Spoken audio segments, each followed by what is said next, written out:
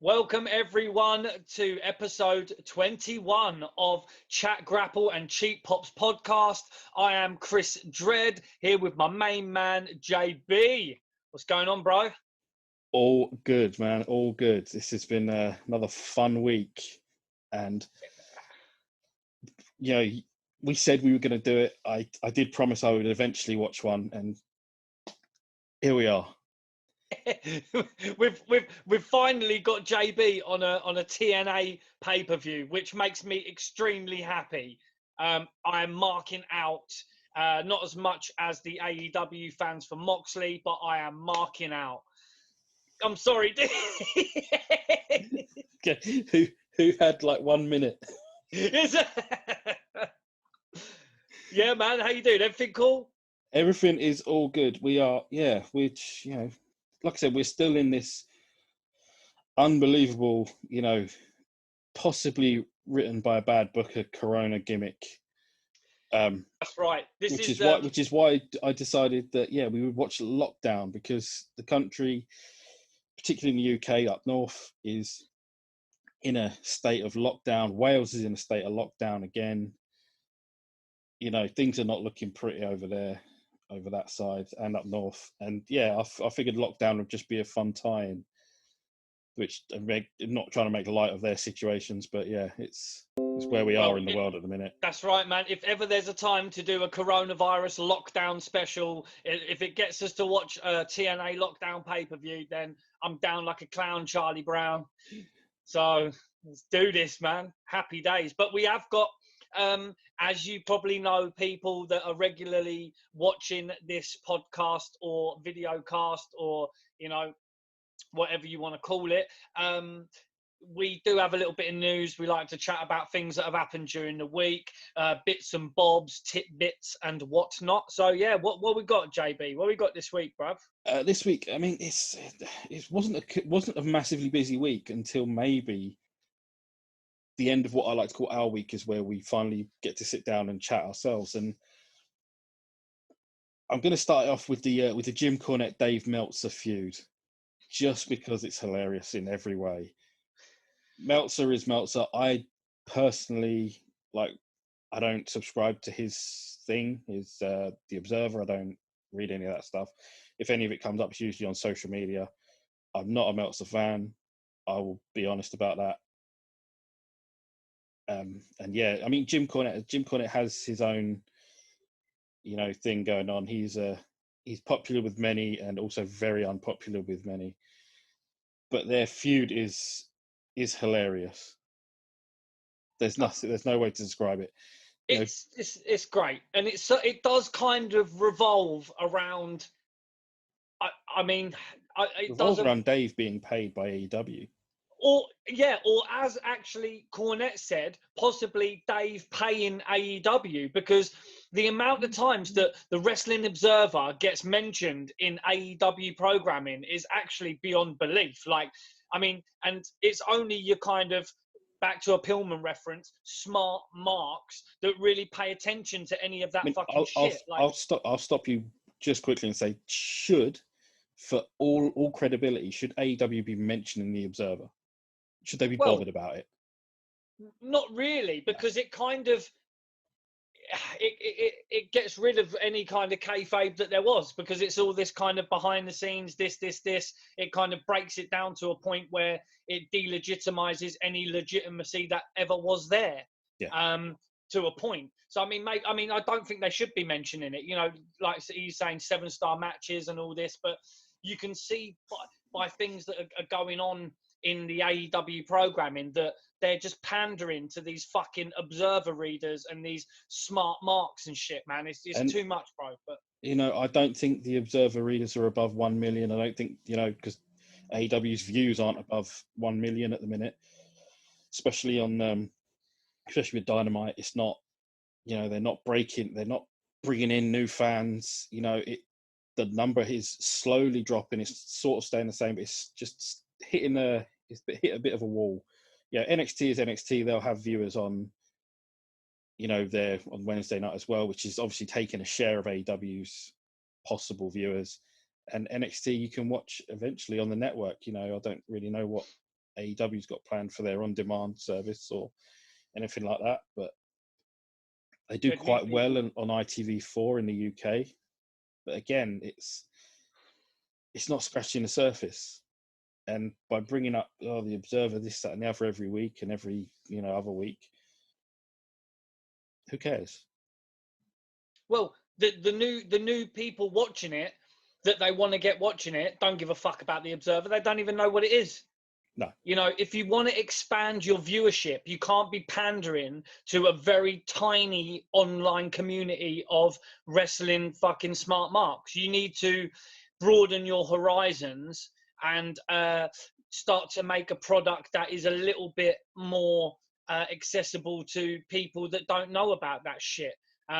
You know, like you had the fucking, I mean, the more I go on, the more I find myself agreeing with Jim Cornette to a point, because you've got, I mean, how many people really know or give a shit about Kenny Omega being the cleaner in Japan, right? So what does it matter? Why have you got a load of people with fucking brooms when he's coming into, do you know what I mean? Like you're trying to pop, like they're trying to pop the boys. This is true. Kenny has come out with this whole cleaner thing. It was something he did in Japan, but Kenny's good enough on his own. He's a good wrestler. He's really good. He's had some great matches, especially with Okada and stuff like that.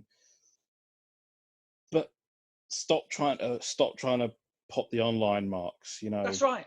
100%. They're trying to pop. Kenny worked a 35-second match this week on Dynamite, and it was great.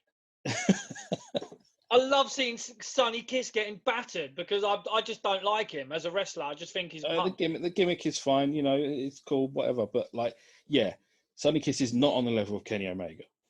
So a squash was all it could be. I mean, he took the knee like excuse the pun, like a bitch.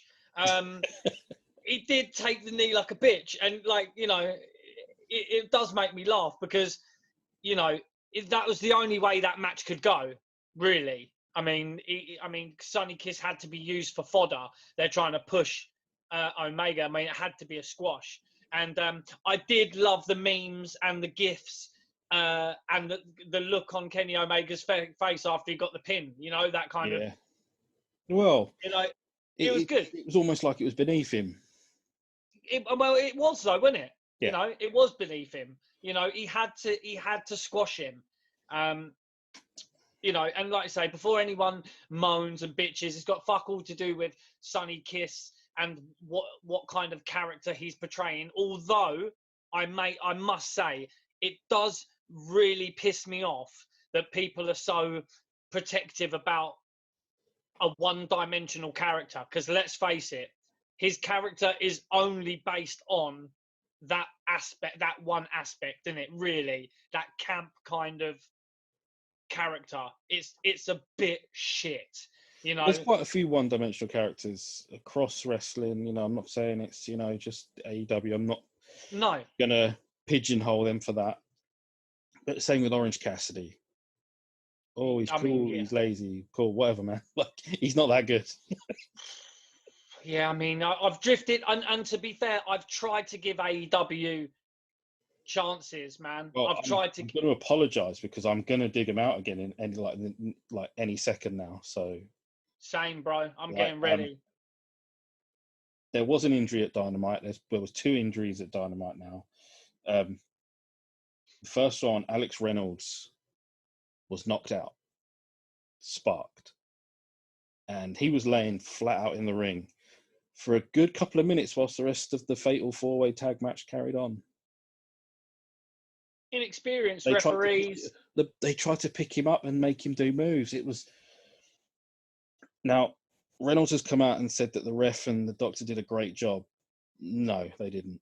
Not even He's close. Got to say that, we're only weeks away from Matt Hardy being knocked out and them letting him carry on. which was, atrocious in its own way. There's a moment like this, if I may just interject, in this TNA pay-per-view as well. There's a moment when one of the wrestlers, I think, gets knocked out momentarily, and the way they deal with it, can be seen as, they kind of protected them. But we'll get onto that. But yeah, it was, AEW, they're just they're very inexperienced. I don't think really. Well, this is the joke going around is when Taz cut the line about, the sloppy shop up north or whatever, start looking closer to home. Like, And bro, he worked for ECW for how many fucking years, calling that a sloppy shop? Got little to talk about. And there was a taping also that same night for this week's Dynamite show. There will be no spoilers, but Abaddon got injured as well. I don't know the extent of that injury. As far as someone reported, it might have been a throat, which, is there a curse on something? Is it, there's a lot of injuries flying around there. I mean, who was she wrestling? Do we know? I don't know. No. Was it Nyla Rose? No, I don't think so. Okay. But it is a throat injury. I mean, I can try and look it up as we speak. Tay Conti. Tay Conti? Yeah. Okay. So, not really sure how and what happened there, but there was another injury, and it has been reported as fairly serious. So, not having much luck. At TNA. We need to stop and talk about Dave Meltzer again. I'm really sorry I had to do this, but he compared Will Ospreay to Owen Hart.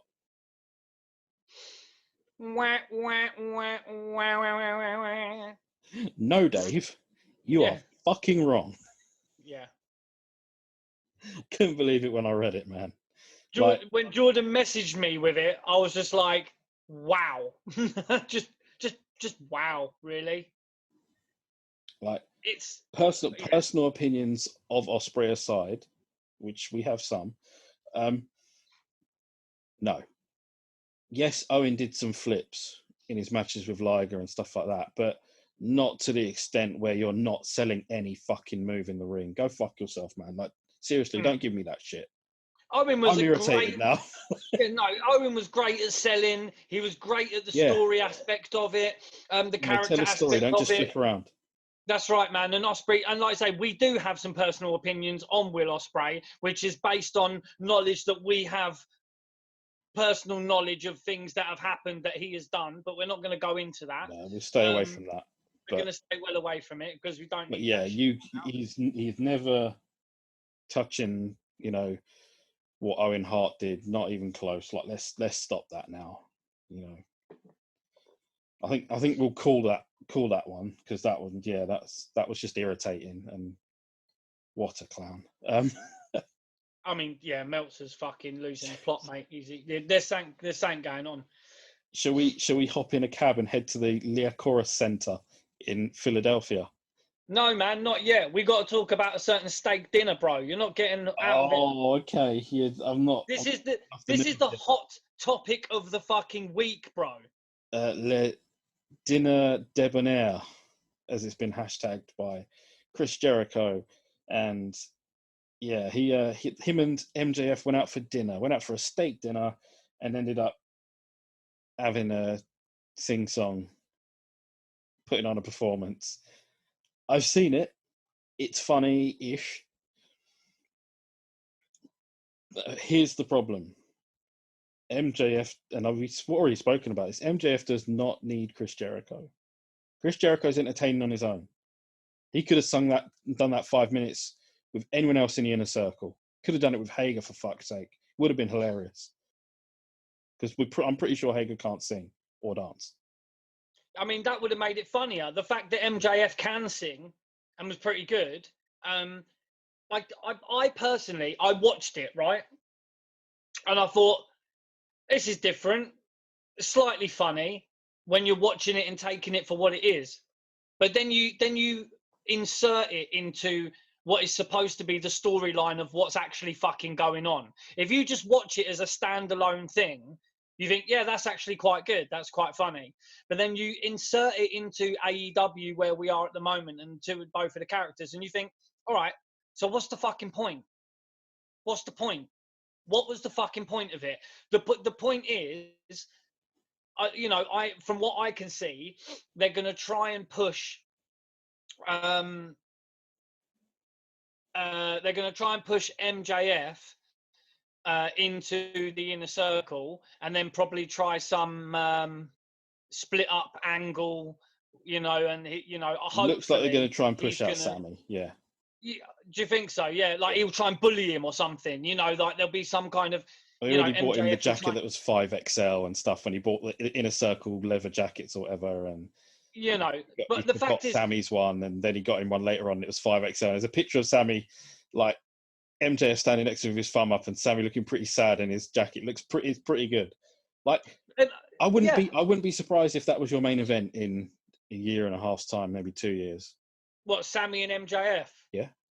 Yeah, I mean, but the thing is, like, the thing that annoys me is the only real legitimate heel that wasn't a comedian in AEW that they had was MJF.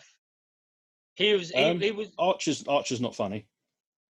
No, but I mean, I think the stories that they could have done with MJF and that they were trying to start doing with him, it was great. The stuff with Moxley. I mean, let's not get onto Moxley and how much I dislike him or how shit I think he is. But it's they could have really, and they should have really. I still believe they could have put the title on MJF and had a heel champion for a bit, because it's all just very meh. It's just all very meh, boring as fuck. Yeah, Moxley's the champion. Yeah, he's this fucking, pound shop Stone Cold Steve Austin. It's it's just bullshit, man. Dollar store for our American listeners. That's what I'm saying. Dollar store Stone Cold. It's just bullshit. It's back to the dinner debonair stuff. Like I said, Jericho could have done 5 minutes on his own. It wasn't necessary, but it didn't really pop the views, didn't make anything jump, didn't spike a rating. It did look like Jericho was blown up when he was singing, though. Did you see it? Like, he was fucking red faced, man. He looked like gammon, like how we say over here. It looked like gammon, bro. It was it was. He looked a little bit. He was blown up. Tired. Yeah. So I mean, don't get me wrong. MJF, I thought his singing was great, the whole thing of it. But to me, it's like they've made a laughing stock of one of their most serious heels, and people are just laughing. My only worry is that this will bring us to an AEW Christmas special on TNT, hosted by MJF with singing and dancing and guests, and that's the last thing you'll need. Fuck, man. I mean, if he's abusing people and being like a mean bastard, I mean, okay. Well, yeah, fine, if MJF was MJF in a Christmas special, just ripping people and maybe having a sing-song with one or two, sure. But I mean, yeah, not even the sing-song. I think maybe if he was just, like I say, I don't really see where they're going with it. I don't really see what the point was and what the point is, All right, it's clear that they're introducing him into the Inner Circle. That's what's happening, But they were pushing this a year ago, like even longer, where it was like, do you want to be in the Inner Circle? Do you want me in the Inner Circle? Do you want to be in the Inner? Do you remember that? All that. I mean, how long are you going to long it out? Like, they touched on the fact that he fought Moxley, and then people started feeling sorry for him. He nearly had a face turn in the middle of the fucking match because it was booked so badly. Like it's. People started feeling sorry for him because he was throwing everything but the kitchen sink. If you want to keep him heel, you've got to have him do heel things. You can't have him being too entertaining. Fuck. And that's the problem. The booking is awful in AEW, and it hurts me to keep saying it week in, week out. But I don't. They need to stop pandering to the fucking marks in the internet community. They need to stop pandering to the Wrestling Observer. They need to just stop and just.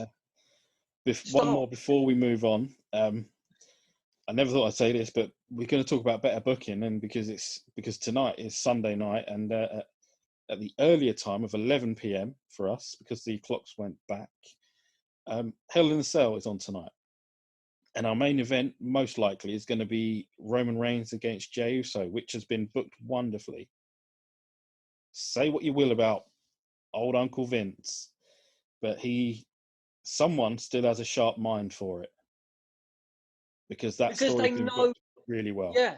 The thing is that the psychology of what's going on in AEW, the way they're booking people and that, and like, you know, it just doesn't add up because they're pandering to the smart marks who don't want to be given a story. They want to create the stories themselves. True, because WWE are just booking their story as in how they want to do it. Yeah. It's the same with Sasha and Bayley. Like, they will have their match tonight as well. I'm looking forward to that. Bayley versus Sasha, because I think they're both individually very good. You know, I mean, when I think of Sasha Banks, I still think of the moment when she was in the ring with our dude, fucking couple haters. You know, like that whole thing when they, you know, were in the ring. That still makes me laugh to this day. Great stuff. So I guess that's it. That's our news for the week. You know, It's our bitch for the week. are we? Yeah, I guess we should hop in a cab, head to Leah Chorus Center in Philadelphia, and I'm going to do it. Cross the line. Cross the line. Fuck yeah, Because dude. I'm finally watching a TNA show. Yes, and he's wearing a t-shirt too. He's going full TNA it's a t-shirt mark. I've had for 12 years. That's messed up, man. Tell them the story of where you got it from, bro. I got it. TNA were canvassing outside WrestleMania 24 in Orlando. You know, hometown for them, I guess, at the time. And they were canvassing outside, handing out free T-shirts and all sorts of other gear, trying to get people to try to drum up some business in TNA, which is clever because you got your biggest wrestling crowd of the year there. Didn't you wear it to Raw, or did Matty wear it into Raw? Yeah, Cactus Matt himself wore it to Raw the next night. Got a few dodgy looks, so he changed it like about half hour later. But yeah, that was a good one. Yeah, we're in Philly. It's not the bingo hall. It's not. Which I think probably would have been a better choice. Yeah, an attendance of around 4,500. I looked it up. They did 40,000 in the pay-per-view buys, which is quite. It's not one of their lowest. It's, you know, middle of the road for them, because they do some pretty good numbers with regards to Lockdown itself and Bound for Glory. But yeah, this it's a weird one, isn't it? Like, they open with AJ Styles and Christopher Daniels just walking in. Like, there's obviously a storyline to it, but you don't open it with a big, like, you know, video sort of production. You know, you don't do anything like that. It's just AJ Styles and Christopher Daniels walking through the car park. Yeah, I mean, it cuts to the because basically, see, I actually think that the one thing around this time that TNA did fairly well was their little video packages and their little, like, segments and stuff. Yeah, some were good. Yeah, some were pretty good, and the way that they build stuff up. You know, I mean, the pure amount of names in this whole pay-per-view, I mean, it's pretty decent. You know, like the talent that was going. I'll give you that. Some of the name for name value is probably good, but the year is wrong. It should have been 1999. Yeah, I mean, you're right. I mean, you are. I mean, you are right. We can't argue. But, you know, when you've got a wrestling company that isn't TNA, that isn't WWE or WCW or whatever, you have to take a few oldies to boost up the young'uns. You know, so it's one of them ones. I don't think they should be main eventing. Possibly. One could, one probably shouldn't. Like, you don't need them both on top. You probably need one just to. You know, one brings the name value on its own. Like, two doesn't really boost you. So you're looking to bring on a younger, fresher name at the time. You don't need, like I said, the main event here is Sting and Mick Foley. So, you know, yes, it would have been. You know, hell, it was a great match at Beach Blast '92. Yeah, but this is the thing. Beach Blast '92 was one of my favourite matches of all time, and I honestly think that the reason why it went like it did is because of the result of what happened at Beach Blast '92. Because a certain individual, like, literally put the other one over so hard. Yeah. And it's kind of the other way around. But anyway, like, we won't get into that. But Oh yeah, yeah. Beach Blast '92. I actually spoke with Mick Foley on Twitter about this and said it was one of my favourite matches. And he private messaged me, and said it was one of his favourite matches of all time that he was ever in.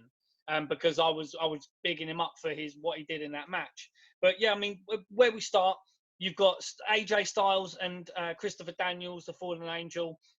Anyone who watches WWE's product now will know who AJ Styles is. And at this point, AJ Styles had been in TNA since the beginning, and they were like 7 years in. So yeah, 2002 it started, right? Yeah, 2002. And you had actually Macho Man turn up in the beginning days of TNA. Yeah. You had a few guys turning up. So I mean, AJ Styles, look where he is now. And you've got to look at the people that are now in WWE that are on this pay-per-view. AJ Styles, Robert Roode, Samoa Joe, these guys. I mean, even James Storm, the Cowboy James Storm, was actually in WWE for a little while, wasn't he? I'm not sure how long he lasted, to be honest, but yeah, he. Yeah. Although, because we can probably share spoilers with Bound for Glory from last night. James Storm does turn up at Bound for Glory, so there you go. Oh right. Yeah. Yeah, good. He was in the Gauntlet Battle Royal thing. Okay. Yeah, so Mike Tenay is reminding us of divisions within Team Jarrett, which is part of the Lethal Lockdown match later on in the show. And they also show the main event Mafia walking in together, apart from Kevin Nash. Yeah. So there's Kurt Angle, Booker T, Scott Steiner, Charmel is with Booker T. Yeah. I think that's it, is it? Yeah, Kevin Nash. Yeah, Scott Steiner. I mean, look at the names there, man. You got fucking one of my favourite wrestlers of all time, Kurt Angle. Booker T. Great Yeah, group. it's a crazy group. Steiner. Absolute dog shit crazy Scott Steiner. Team 3D are on the famous steps in Philly. They're talking about the city itself, which is funny because neither of them are from Philadelphia, are they? That's just where they were made, really. It was where they were made with ECW. That's exactly why they're playing it, and they're calling it a Philly street fight. And just as a quick one, we talk about Jordan's T-shirt. Well, the T-shirt I've got on is exactly the Team 3D T-shirt that those guys were wearing at that time and during the match. This is a genuine piece of TNA merchandise, of which I have a few. But did you get it for free? I didn't get it for free. No, I had to pay for it. Of Don West, because I think there was a little thing, the other commentator, Don West. Oh, Don could sell, yeah. I think he actually got in trouble for nicking merchandise as well. I think he was doing. I think he got fired for it. He was doing a Hebner. Did a Hebner. Who's also involved in this pay-per-view. We've got video promo on Sting, and we finally get to the build up to the show. We've got Sting and Mick Foley, and the main event Mafia in the Team Jarrett match. I've got to say this is Lockdown, so and I've got it in big letters here. It's all fucking cage matches all night long. All night long, baby. Like a UFC pay-per-view or whatever. Like, it's all cage matches, which it loses its luster pretty quickly. The fact that it's all cage matches, and I don't know whether like you feel that way or not, but a whole pay-per-view on cage matches, like for instance Hell in a Cell, which is coming up, they're not all the matches are going to be in the cell. It's just the name of the show. I don't think half the matches need to be in a cage in this. I mean, I'm used to it because I watched a lot of TNA, and I know that Lockdown is their cage match pay-per-view. So I knew what to expect. I've watched a few of them, so I'm used to it really. This is the first TNA pay-per-view I've watched in full since I watched Turning Point 2004, which I own on VHS bootleg. Bootleg, baby. Yeah, got to get that in there. It was a bootleg version. Also happy with the theme song of this one as well, which is the Smashing Pumpkins, rat in a cage. But also, Billy Corrigan of the Smashing Pumpkins was a big time investor in TNA. He's and a bit, now he loves, NWA, isn't it? yeah. Now he's involved in NWA. But he put a lot of money into TNA, and I believe he sold his part of it or whatever to get out, or he wanted to get out of it.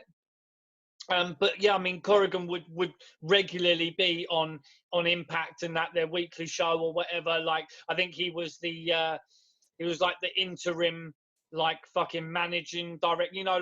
Commissioner, yeah, I the guess so. commissioner or whatever. Like, he was one of them for a while, getting involved in matches. So yeah, Billy Corrigan from the Smashing Pumpkins has been involved in TNA for quite a bit, and like you say, now he's involved in NWA. But I mean, well, TNA when it started was NWA TNA. It was, yeah.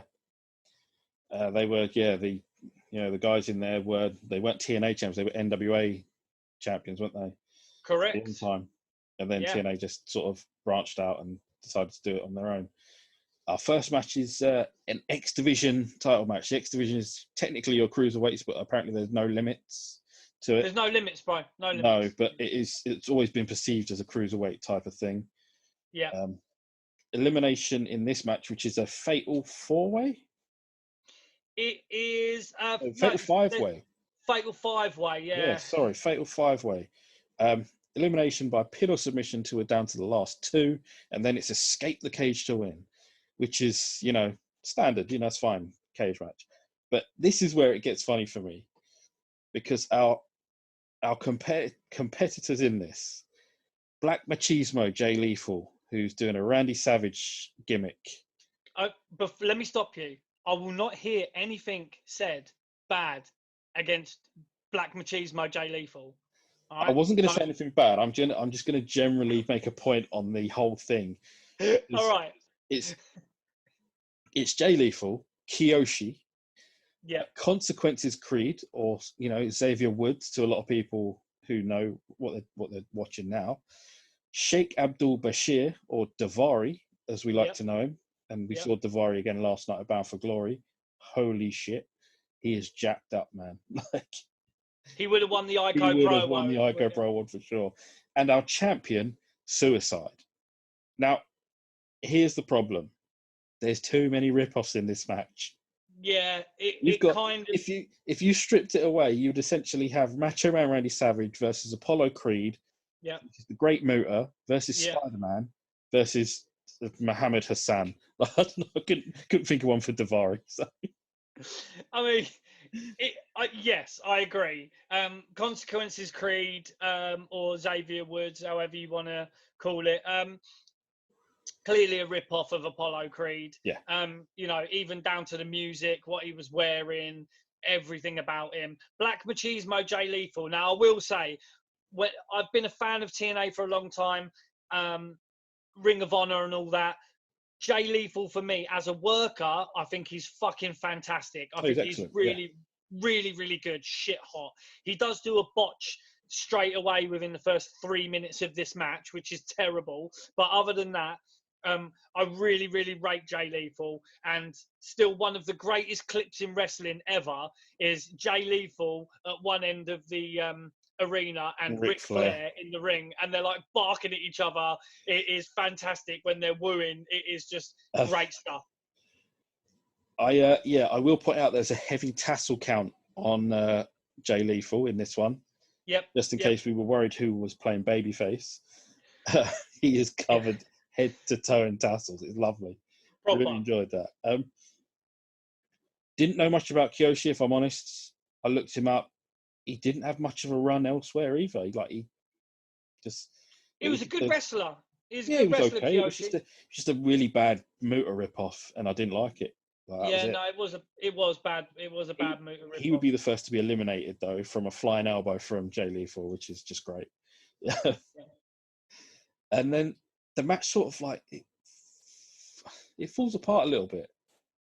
I mean, you got in the first couple of minutes, you've got Jay Lethal does this move where it's like a hip toss, and then he runs on the ropes and does like a drop kick while they're on the floor and kicks him in the face. Yeah. And he did the hip toss, run against the ropes, did the drop kick, and missed him by about fucking 3 feet.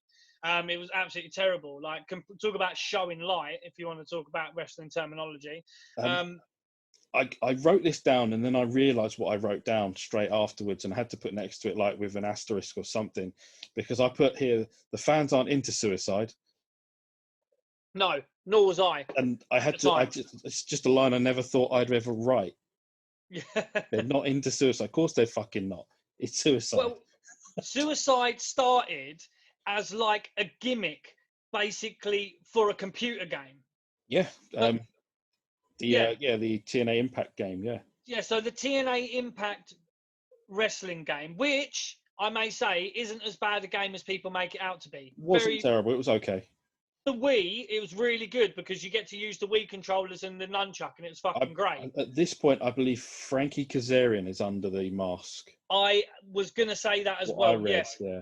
I think it was Frankie Kazarian, aka Kaz, who was under the mask. But at some point, it was Christopher Daniels as well. Yeah, they did take a few turns in that.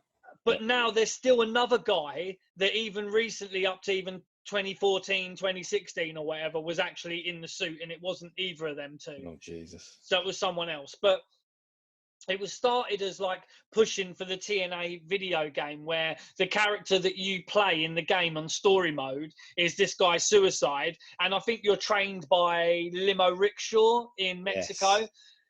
Yes. One of the finest. Yeah, so you're trained in Mexico, and you're doing this thing, but you don't know who you are because something happened where you get beaten up by some people. You don't know your identity, and you're trying to get through to find out who you are. And you know that his whole gimmick was, gun to the head kind of thing. It was a bit cheesy, Cheddar Bob kind of shit. Like I said, it's not a great name either. You're not going to chant suicide, are you, at ringside? Well, it's because his moves were suicidal. He was a risky. Yeah, I know it's fucking bullshit. I'm trying to justify that shit, but yeah. I mean, also you've got Sheikh Abdul Bashir. This is only like 8 years after 9/11. He comes out in a vest. Yeah, I mean, in like a fucking vest. Like a fucking bomber with a vest. Like. This is what I've got there next to it. The vest is suspicious. It's wrestle crap at its finest, dude. Absolute wrestle crap at its finest. Only in professional wrestling could you have this going on. And this is why we love it, dude. Yeah. So yeah. Bashir pins Creed or Woods, with a DDT. Again, the match hasn't kicked in. I mean, I've got here that Lethal can go. Lethal's really good in this. Yeah, he's great, man. He does have his drop kick botch, but that's. But then, yeah, I don't really know what the name is for the move that Suicide hits on Lethal. It was shit. Yeah. But he hits Lethal with a move, which whatever, and Bashir pins him. I'm like, oh, your most popular guy is now out of the match. Great. Yes. And also you've got Sheikh Abdul Bashir's move is called the Weapons of Mass Destruction DDT. It's like, yeah, dude, fucking, you can't make it up. And then Big Show's punch also called that as well for a bit. Yeah, there's also I will point out some other dodgy names for moves in TNA that kind of go towards that. Not racist, but kind of racial undertones. Oh dear. As we go on. Kiyoshi comes back down to ringside at this point because it's the escape. I think it's the time to escape the cage. It's Bashir and Suicide, and Kiyoshi comes down, and security from out of nowhere, like a bunch of guys, start jostling with him suspiciously at the bottom of the entranceway. And I mean, I can already see what's about to happen. Yeah, it's the setup. Yeah, they're in place because at the top of the cage, Suicide and Bashir are having a little ding dong, and Suicide is going to do one of his suicidal moves, I guess, and Yep. dive onto the crowd below so they can catch him nicely and win the match. So It looks quite nice in the air, you know. oh yeah, like, it's a nice touch, but it's all right. again, it was so obvious that it was happening. I was like, I'd have preferred it if both men jumped.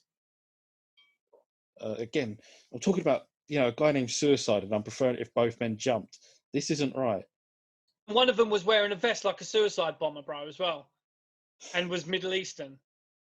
That's why I said it was a Mohammed Hassan ripoff, but that was as much as I could go with. Yeah, you know. Even then, like, it wasn't that close. Our TV interviewer Lauren, is it? Yes, it is. Didn't have Lauren. a surname, Lauren. She's just Lauren.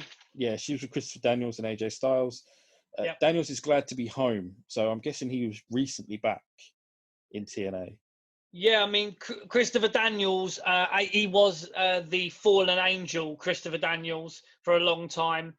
He had some absolute, I mean, for years, and I'm talking years, we're talking a decade, him and AJ Styles literally travelled the world, having slobber knocker after slobber knocker match against each other because they were really good friends. I mean, they did it in FWA in the UK, they did it in Japan, they've done it all over America. Ring of Honor, Indies. Like, you know, they literally, they also chucked in Samoa Joe for, was it Unbreakable? I have seen that one. Yeah, fucking great stuff, man. That match was out of this world. Know, so AJ Styles and Daniels, you know, they can work. They really can.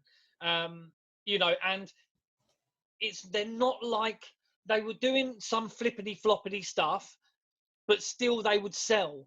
They would not, you know, it was not to the point what it is today. But they know how to work, you know what I mean? So yeah, they've gone the length and breadth of the world against each other. He's come back, they're friends. I mean, Christopher Daniels and Frankie Kazarian would be tag team partners for a long time. They actually recently showed up. Yeah, they still are as well. I mean, they were in AEW recently. Actually, they turned up in the Casino Battle Royale thing that they've just done. SCU or something, is it? The SoCal. Yeah. So, you know, the SoCal, yeah. So, I mean, you know, these guys can work, and they're selling the whole thing and talking about, you know, our team Jarrett on the same page, because you had AJ Styles, Christopher Daniels, Jeff Jarrett. That's JEFFJARRETT. Banging. I'd love them old Jeff Jarrett promos, man. Yeah. Ain't he great?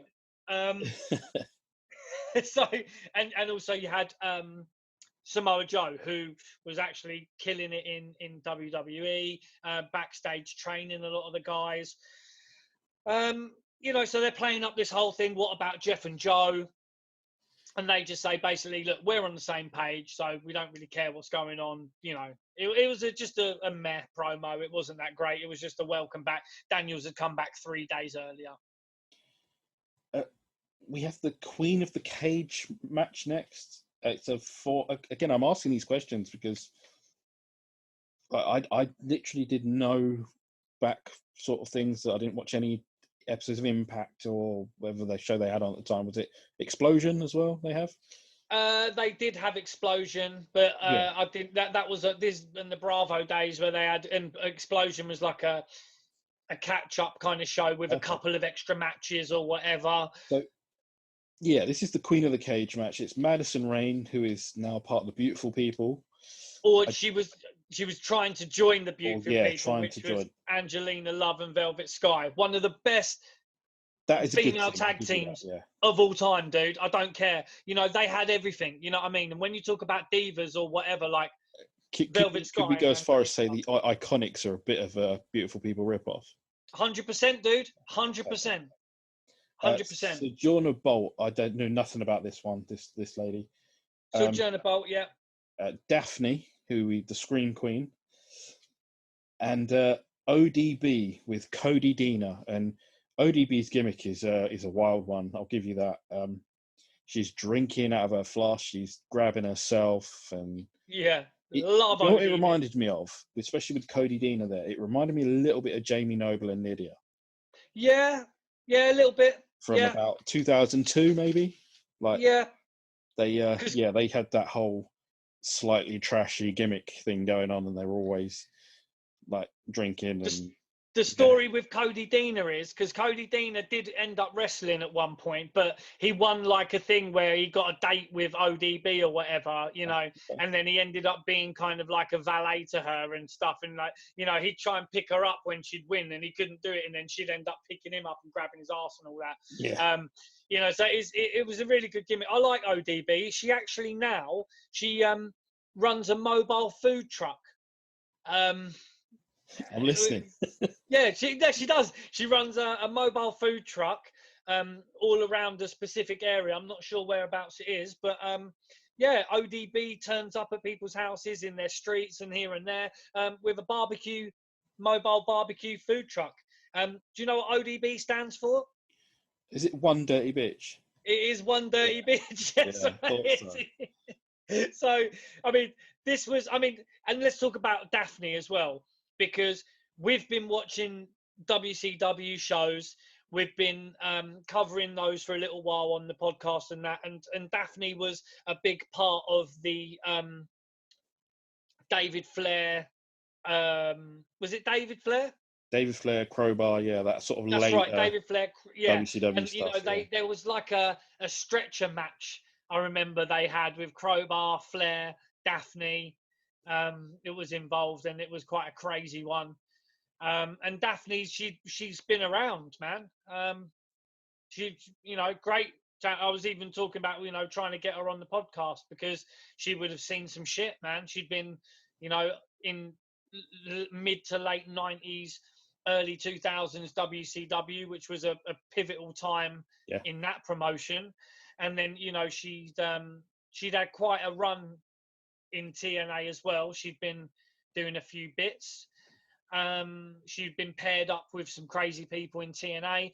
So yeah, I mean, she's been around. Daphne was an old hand, really. She ended up injuring herself, I'm pretty sure, quite badly at one point. She was also European, born in Germany. Okay. Yeah. Bit of pointless information there. From this, I can finally figure out that Don West is playing heel on commentary. Yep. It's a dynamic for me that doesn't work because Don West is he's a little bit too overbearing to play. Like his voice carries far too much for him to play a heel. He's not any sort of jabs he's taking are not subtle enough for like it's too play-by-play guys. It's not a co-commentator thing. It's like it doesn't seem to work for me. Yeah, Tanay's definitely a play-by-play guy, ain't he? He's definitely, even for, like we say, from our WCW reviews in the past, Mike Tanay would always pop up when the cruiserweights would come. Or if there was the Japanese, the cruiserweights, because he was a play-by-play guy. He knew the moves, This match is not that good. Oh no, it's pretty dog shit. You've got. I mean, the aspect of it is. I mean, I don't really see what the point was apart from just to get people, have a female match on the card. There's no real story. Yeah, they would already have one later on in their championship match, but this feels like it was a bit of filler, and it's too early for filler because it's after your first match. But, yeah. Again, TNA booking wise, I'm not sure who's in charge at this point. Who's running things? Who's booking this shit? I swear, fucking Russo was there. I'm pretty sure. I don't want to dog Russo out, man. No, but I mean, Russo was there at one point. Yeah, he does. He does do a few stints there. Cornette also does a couple of goes. Scott D'Amore takes charge for a bit. I think Dutch Mantell has a run there as well. Yeah, Dirty Dutch was there. Yeah, I mean, Russo. So Russo was there from 2006, 2009. Okay. Dutch Mantel was there at this time. Yeah. So he may have just left summer 2009. So yeah, he was still there. So Russo and Dutch Mantel were booking this. Oh, this is April 2009, isn't it? So yeah. So I don't know who else. I can tell you, April the 19th. April 19th. Yeah. So you've got So I mean, we definitely know it was Dutch Mantel and Vince Russo at this point. Jarrett, I would say was booking as well. Oh yeah, sure. Yeah, I mean that save a lot of people the trouble with this match, to be honest, because there's a few bits and pieces here and there. It's nothing special. ODB then has a swig from her flask and starts hulking up. So whatever's in there, it could be some Ico Pro shake. I would say it was. Like Lex Luger last week with the white chocolate Ico Pro shakes. Correct. It's likely to be Ico Pro, like some sort of vodka concoction. Yeah. It hulks her up anyway.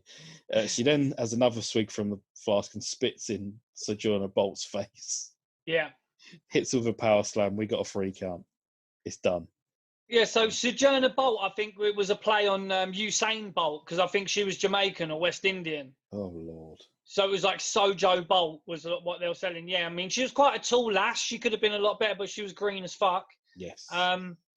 But you're missing the boob splash, bro. You're missing the move set of ODB. So she does this thing where she goes bam, where she like slap her boobies, and then she'd like run into them, splash the boobies, do like this kind of fall away slam, and then for a lass of her size, doing a kip up, bro, as well. She did the kip up. Yeah, it was good, man. Good. I like ODB. ODB does get the win. She lets Cody give her a motorboat special.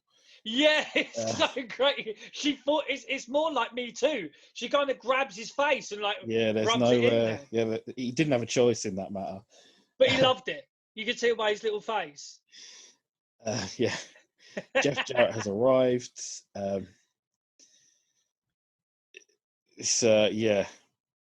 But no Samoa Joe. Yeah, there's no Samoa Joe yet.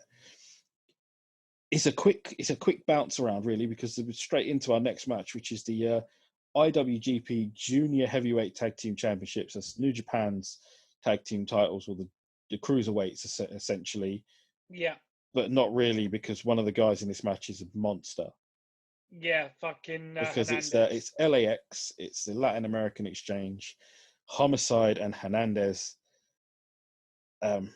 In a triple threat, again, it's too many gimmick matches, man. Triple threat tag team cage match against No Limit, which is Tetsuya Naito and Yujiro Takahashi. Naito is doing big things in New Japan at the moment. Takahashi is not. And also, they're a great team, No Limit, by the way. I like No Limit. Great team. Against the champions, the Motor City Machine Guns, Chris Sabin and Alex Shelley. Who the Young Bucks wish they fucking were. True that. But so far, I've had Suicide, Homicide, Machine Guns, and a suspicious-looking vest. What's going on? No, there's no limit. That should have been their theme music. Yeah, man. Should have had some cheesy Dutch trance. Hernandez reminds me of another big hoss that we know and love, Mr. Skip himself. Shout out to Skip, as always. Wonder if he taught Hernandez some moves, because there's some pretty good stuff in there. My problem with Hernandez in this match is that he should not be selling for these junior heavyweights. Yeah, I mean, it's a couple of the tag team moves from the Motor City Machine Guns took him out a couple of times. But yeah, I mean, he does throw some people around, bro. He does, He does and indeed.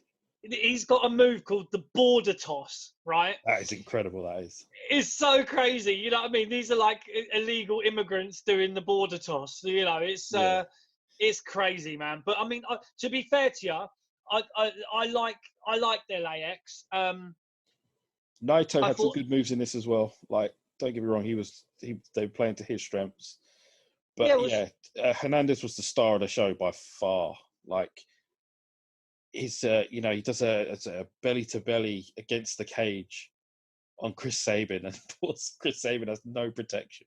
No, it's crazy. He just, he's going into that cage no matter what, because Hernandez is throwing him the fuck into it. They pushed him. They pushed him for singles. Hernandez. They had to. He was over. Like, that was it. He was so over with the live crowd anyway. The only problem is I just don't think he was good enough to hold his own in singles, unfortunately. Yeah. Because I'd like to say I've watched TNA for a very, very long time, years after this as well, and they pushed Hernandez for singles, but he just couldn't really get a foot in. Really, it was tough for him. Because, I mean, like you say, he has everything. He had the look. He was strong. He could work to a point, but I think he was just. He just really couldn't hold his own singles. No, that's fine. Like, he seems to, he has his spot on the show, and does his good moves, his big moves. The fans seem to love it. It's a good gimmick. But yeah, he was the star of this one. Like, the fans loved him. Oh, they loved him, but they do love the machine guns as well. The production has fallen apart in this match, though, because we're starting to miss things. The shots, there's a few matches that happen as well where they miss. I got a lot to say about production later on, and Well, even in the last match that we just had, right? Earl Hebner is standing around picking his ass, and he misses the first pinfall. He's just standing there looking with his, in one direction. You've got someone on the floor there with a, trying to do a pinfall. It's the first one of the match, and he's standing there picking his bum. You don't know what's going on. He's in a different world, mate. He's thinking of all the money he's made off stolen merch. All the money he was probably going to make after writing a book about screwing Brett. You know what I'm saying? Fuck.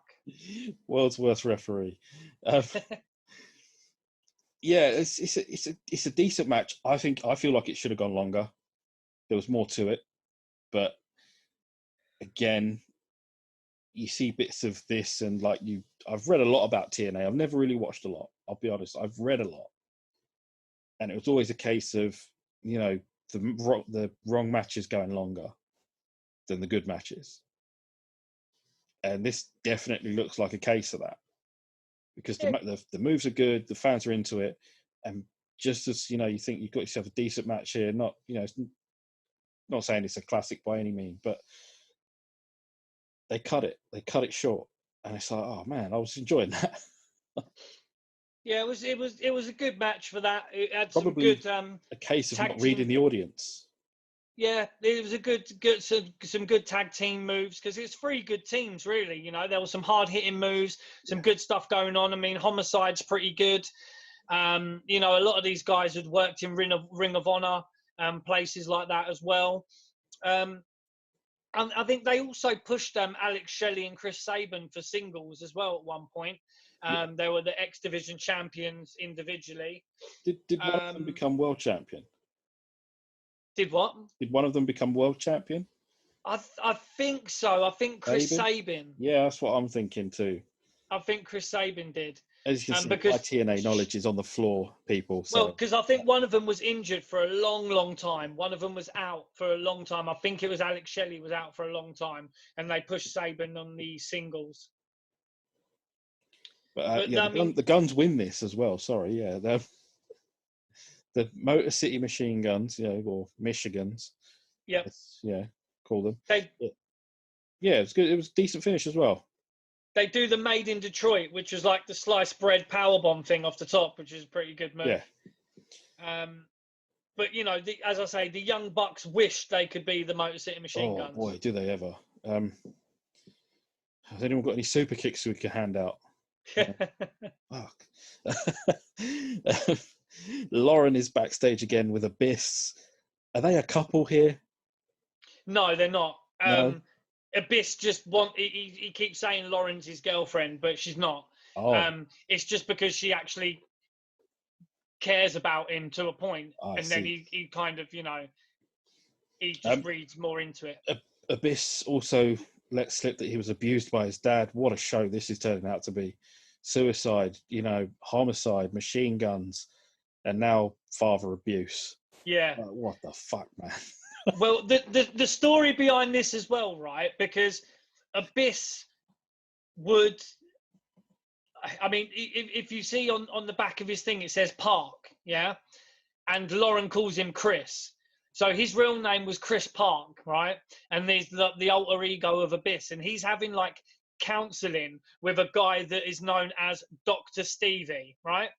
So, yeah. So no one knows about this Dr. Yeah. Stevie. And he keeps talking about Dr. Stevie. And he said how Dr. Stevie said no more violence, you know. You need to stop using weapons and all this because it's destructive and all this kind of stuff.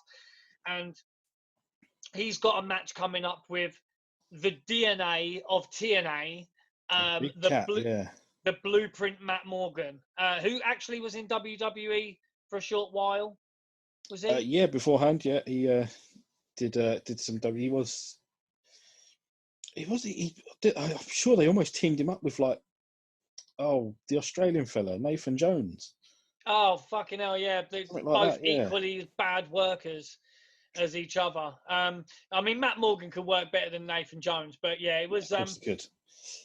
I mean, Matt Morgan wasn't the greatest worker, and this for me, I mean, you've got this little, you know, interview with Lauren, and Abyss is talking about, you know, how Dr. Stevie's told him, you know, not to use weapons and all that and all this shit, but the match is actually the Doomsday Chamber of Blood match. You love a gimmick, bro. You know what this reminds me of? Go on. The Carson City silver dollar on a pole match, you know, or the Mexican death match in Iowa or whatever it was. Yeah, with two non-Mexicans. Yeah, it's another gimmick too far. Yeah, see, the gimmick of the match is, right, you cannot pin your opponent unless they're bleeding. So you can't beat them unless they're busted open. So I remember this. You know, you have to draw blood in order to beat your opponent. So within literally fucking minutes of this match, you have a kind of a weird kind of chair shot thingy where, you know, Abyss is holding the chair up, Matt Morgan does the big boot, cracks it into his face and that, and he blades himself literally to, you know, to fuckery. One of the funniest things about this was watching Matt Morgan not be able to find any plunder under the ring. Oh, it's great when he first turns up and he's looking and he's like, you know, he chucks a chair in. Yeah, I've got this Morgan chucks plunder in. He's looking for it under the ring, doesn't find it. He literally finds like two chairs or whatever. Yeah. I mean, these guys used to be tag team partners. They paired them up. So, I mean, they could have been absolutely destructive in TNA together, Abyss and Matt Morgan. But then you had Abyss was taking advice from Dr. Stevie and telling him not to be violent. So in one breath, he was like violent. Then he was like, no, I can't do it. And they ended up arguing. And then they had to split. And this is where we are now. Abyss has bladed already. Matt Morgan brings in a bag of broken glass. Clearly sugar glass. Who bags up broken glass? Annie Lennox, because she likes to walk on it. You know? Fair enough. There we go. And that is our, you know, random British reference of the week. We've got Annie Lennox this week. Fucking hell. I don't even know I'm doing it half the time. It's gone from Hyacinth Bucket or Bouquet to Les Dennis. And we had Dion Dublin one week. What's that? We had Dion Dublin one week. We had Dion Dublin. We've had Core Blimey. Yes, right.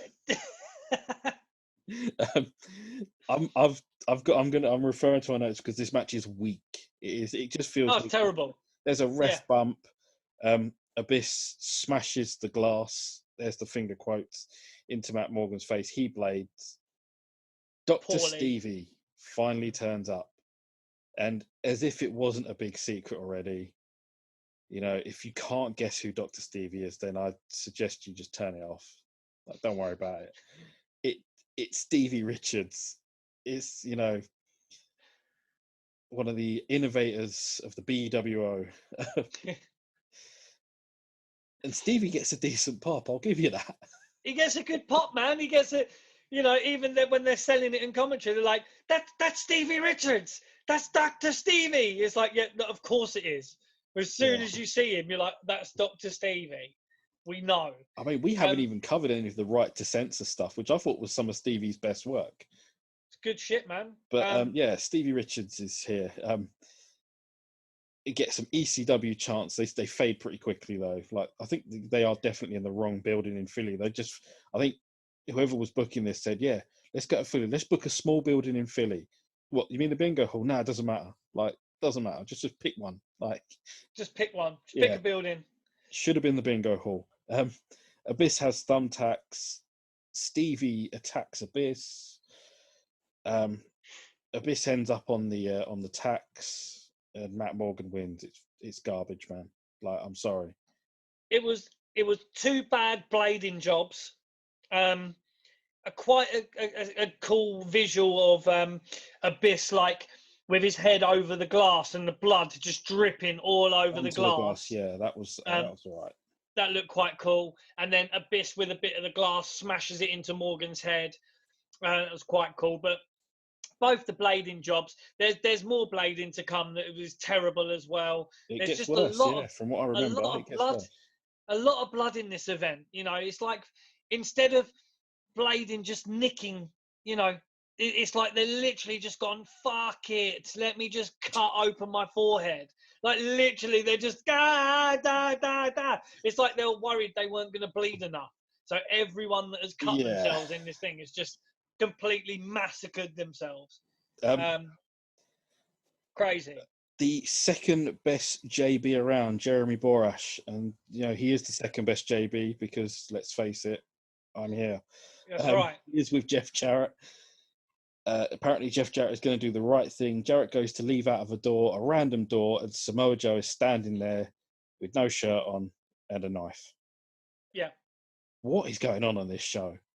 Oh, I don't think anyone knows. It's so many references to evil things like suicide and homicide and machine guns and suicide vests.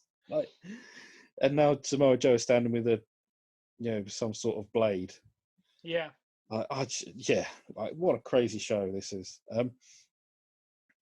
I mean, it doesn't reach the levels of Sold Out, which had to be seen to be believed, and you can check that out on our YouTube channel or on anywhere else that you get your podcasts. That's right. Episode 19. Yeah. Yeah, it is a weird show, man. Like, it's just so much going on in such a short amount of time. But we move on to our next one. It's the video promo of the Knockouts triple threat match, the Knockouts Championship. Sorry. And it's Angelina Love with Velvet Sky, the beautiful people we alluded to earlier. A team that would have been just fine in the WWE as well. Like, they could have done that gimmick anywhere and it would have worked. They were so good at it. It really bothered me as well that, I mean, because the beautiful people, Angelina Love and Velvet Sky, they were in TNA for a long time. And I'm pretty sure, like, Angelina Love's in NWA now. Is she? I don't know. Or she's still wrestling. I don't know if Velvet Sky is, but those two were just absolute gold. They had it all. Velvet Sky is now married to Barbara Ray Dudley. Is that right? Really? I think so. Oh shit, son. Yeah. Damn. Fucking hell, Bubba. Yeah. God damn. Fucking fair play. I didn't know that. Yeah. So Angelina Love, Velvet Sky. She's with Velvet Sky. Velvet is not in the match No. against Taylor Wilde. Don't know a lot about Taylor Wilde, if I'm honest. And against our champion, Awesome Kong, who is with Raisha Saeed. Who Raisha Saeed, I'm pretty sure, was Daphne. Okay. I'm pretty sure. I will double check that, but I'm pretty sure it was Daphne. Awesome Kong is still smarting from having her hair cut by the beautiful people, so she's got a big old axe to grind on them. Start of the match, Love gets beaten down pretty quickly, and then Love and Wilde figure out that the best way to do it is to double team Kong. Oh, you know who Raisha Saeed was? Go on. Cheerleader Melissa. Oh, okay. There you go. Yeah, Alicia Flash or you cheerleader Melissa. I knew it was a wrestler. It's a weird gimmick to, yeah, like. And she used to speak. She had a weird accent. She was like, like the kind of Arabic, like the way she was speaking. It was just really weird accents that she would do. But in parts of this match, and I'll say this in parts because it's very brief parts, Awesome Kong is dominant, and it almost reminds me of a sort of later WWE Brock Lesnar, the one that would just suplex everyone around and do whatever the fuck he wanted. yeah, it's crazy. I mean, I really liked Awesome Kong. She'd been champion for a year at this point. Yeah. Of the last year and a half. Taylor Wilde is a weird one because she's like a fucking midget, bro. She's so small. She's so little. She's like she was in the vein of like Mickey James. Yeah. And what's her name? The Canadian WWE Trish Stratus. So Okay. she was like, but she was Canadian as well, wasn't she, Taylor Wilde? She was Canadian, yeah. She's just so little, dude. She's like so little, and like I think she'd beaten Awesome Kong, or she gave her a run for her money, and you just look at it like, fuck off, man. Like, yeah, Amazing Kong, Awesome Kong, she would just eat you alive. Kong tries a somersault splash from the top, almost looks like a Harlem Hangover. Yeah, it's great. Crowd love it, man. Like, and I thought it was pretty good too. Yeah. And then this is where it gets a little bit screwy. The beautiful people then tie what's left of Awesome Kong's braids around the cage, like in the cage. They just tie her up with their hair. It's so weird. But then because the week before they cut. Yeah, go on. Raisha Sade's trying to untie Kong. Taylor Wilde walks up to Kong, gets kicked in the stomach, and then Love rolls her up for a win. Well, doesn't he roll her up? No. What happens is, this is where there's an issue. If you watch it again, right? If you watch it back, so they've cut Awesome Kong's hair, her braids, last week because they were doing this thing like the beautiful people. They were giving people makeovers and cutting people's hair and all that. I mean, it's a great little stable. Madison Rayne, Angelina Love, and Velvet Sky. They started bullying Madison Rayne. It was kind of like the Mean Girls kind of gimmick, like the movie. Don West was very into the beautiful people. It was almost Uncle Jerry style. It was very close to Uncle. He said 2 of the best butts in the business. Because Velvet Sky used to do this thing every single week without fail, where she would straddle the middle rope and then point to the camera to look at her ass, and then she would do like a wiggle on the rope and that, but she'd actually just point like the camera, and the camera would go around her. Very Uncle Jerry. But this is 11 years ago or whatever. But so what had happened is, Velvet Sky had tied Awesome Kong's hair to the thing. But if you watch what happens, Taylor Wilde, she goes to the top. Okay, she goes to the top of the turnbuckle. Velvet Sky turns round, and as Taylor Wilde does the crossbody off the top, Angelina Love jumps into it to make it look good, but when she comes down, her head hits the mat, and she knocks herself out. She knocks herself out for a good couple of minutes because then Taylor Wilde does a 2 count, and she just. There's no way. If you watch it, not even a close 2 count. She doesn't even move. Angelina Love does not even move, and Taylor Wilde has to kind of jump off of her. And you're like, right, hold on a minute. Like, she didn't even kick out. It was a 2 count, and then there's a little bit of talking, and then she does another 2 count, and then she jumps up again. Angelina Love literally don't move. They're panicking, and then basically Taylor Wilde picks her up. Yeah, kind of. You can see her pick her up and get her in like a rear headlock. She's like talking to the referee, and then they do something where there's like like she kind of drops her, goes over to Awesome Kong, gets kicked in the belly, and then Angelina Love like rolls her up. So that is why that finish was a little bit hacky, because there was it's a very tame finish to a match that was slowly heating up. It was slowly heating up, but that was what happened. There was an injury to Angelina Love. You could see she was spaced out, man. She was not with it. There was two counts that she kicked out of but didn't kick out of. She didn't move. So if you watch it back again, you can see. Our poor interviewer Lauren gets probably her hardest gig of the night here. She's with Team 3D in amongst fans at a bar, with beers. Yeah, with beer and stuff, and cheap pops. Oh man, it's cheap pop city. This is. They are going for it. The count is off the charts, and this is what we are all about. It is cheap pops all over the place. They do mention it's a homecoming for them, because it's Philly, all of that stuff. Philadelphia street fight, baby. That's Philadelphia. Right. You know what I mean? It is a Philadelphia street fight. The promo vid that comes on afterwards is better than the interview. It's good, yeah. The promo video and this seems to be a recurring theme with TNA. They are clearly working on this production thing, which is going really well. And it is the TNA and the IWGP tag team titles. Both of them are up for grabs here. They're both champions. I think Team 3D are champions in New Japan. And Beer Money, why is it Beer Money Incorporated?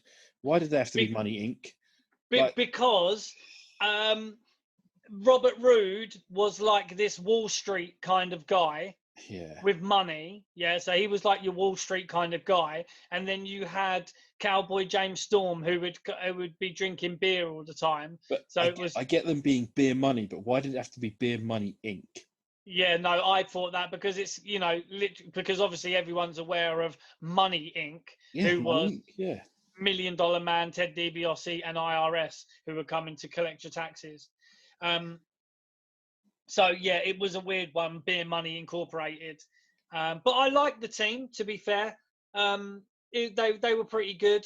They were good champions. Quick question before we move on. Do you think Money Inc. are secretly fronting the British government right now? Money Inc. Probably. Everybody's got a price and everybody's got to pay. So it wouldn't surprise me.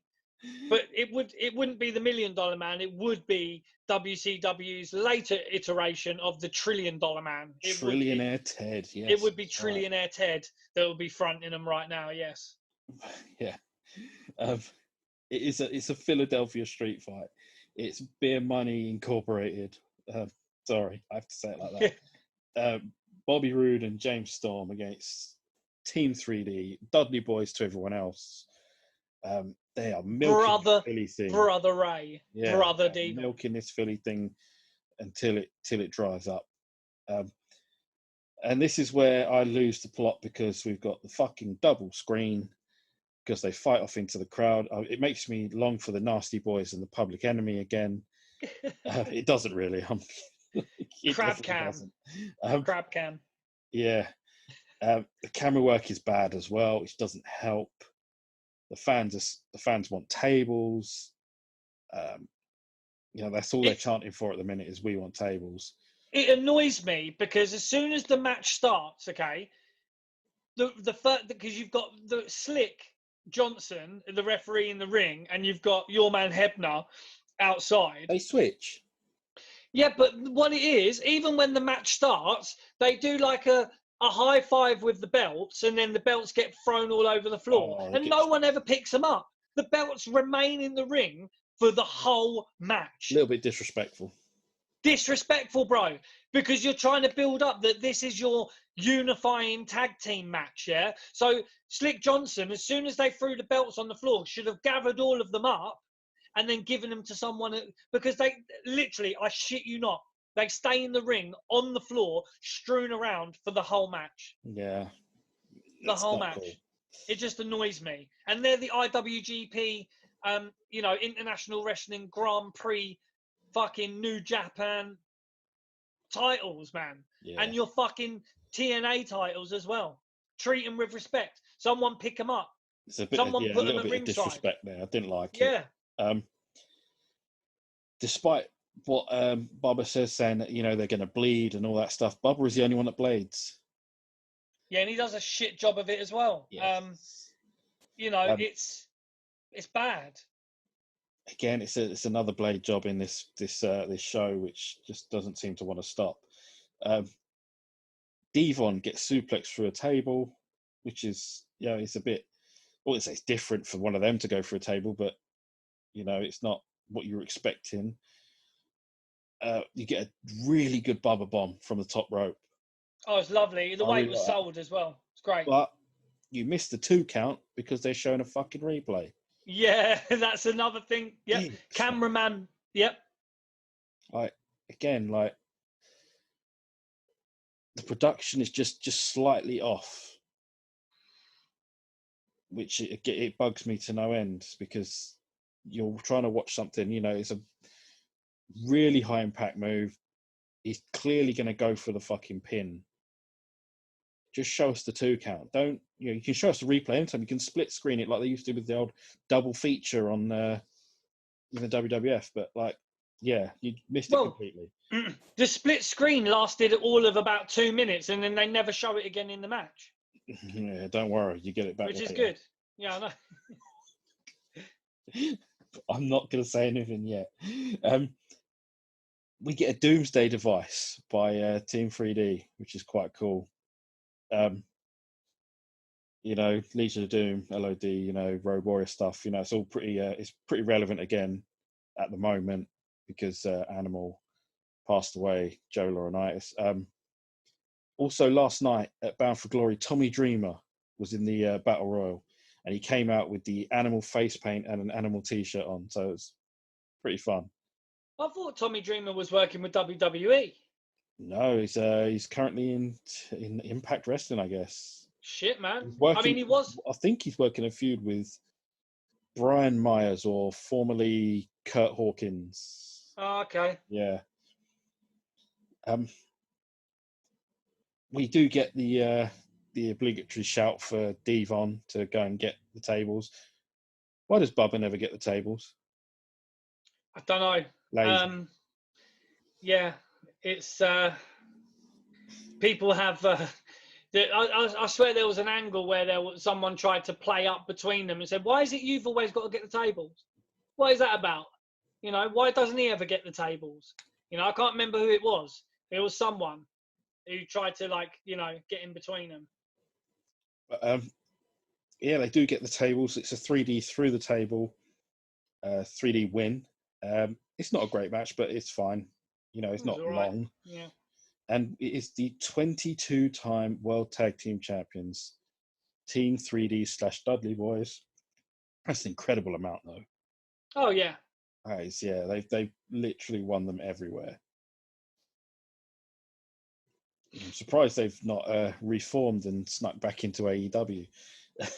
Well, it actually, Bubba Ray Dudley recently compared Orange Cassidy to Daniel Bryan. Yeah, dude. It was on Corny's thing, and Corny said, the only reason I can think that Bubba Ray Dudley would be putting him over like that is because Orange Cassidy owes him a shitload of money and he needs him to keep working so he can pay it back. To our wonderful listeners who download this every time we're on, or every week if we can, you didn't see it. My head was in my hand because someone just tried to compare Orange Cassidy to Daniel Bryan. Yeah.